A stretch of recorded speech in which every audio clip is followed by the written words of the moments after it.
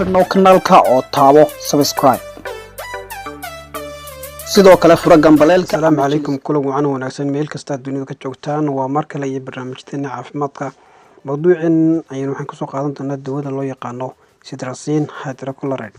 dawadan inta badan waxaa loo isticmaalaa in hoos lagu dhigo calaamadaha uu leeyahay waxa loo yaqaano high feverka ama samboorka.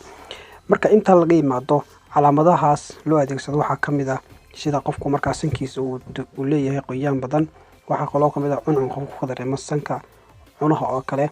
waxaa kaloo loo adeegsadaa finanka markaa kasoo yaaca maqaarka ama qofka maqaarkiisa ku sameysma.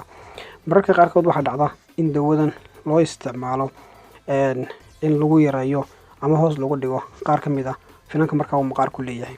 marka inta laga yimaado dawadan yaan loo ogoleyn ama yaan markaa qaadan karin.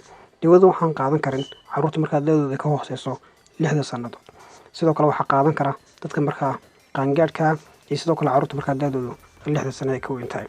waxaa kaloo aan loo ogoleyn dadka markaa iyagu ka cabanaya ama leh xanuunada beerka iyo keliyaha oo kale, maadaama dawada inta badan lagu burburiyo beerka kaada ahaana markaa jirka dibadda looga saaro iyadoo markaa shaqada ay keliyuhu qabtaan.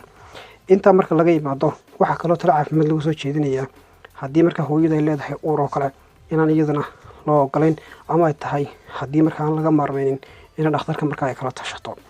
waxaa kaloo intaa sii dheer in talo caafimaad lagu soo jeedinayo dawada marka qofku isticmaalayo. tusaale ahaan oo kale hadduu qof weyn yahay xabad maalintii inuu isticmaalo ama 24 saacadoodba. dawadan cabirkeedu waxa weeyaan 10 miligram, halka qofka markaa da'diisu tahay 6 sanadood ama caruurta 6 sanadood markaa da'dooda tahay iyaga loo ogol yahay jab ama markaa qayb ka mid ah dawada. inahaas ayaan kusoo koobayay barnaamijkeenii bara mid ka mid ah dawooyinka aan ku xidhnay qoraal dhakhtar ee markaa qofku si iskiisa uga soo iibsan karo goobaha caafimaadka. tan iyo kulan dambeynta kulmayno waa ku mahadsantihiin dhegeysigeena. sidaas iyo nabad geli.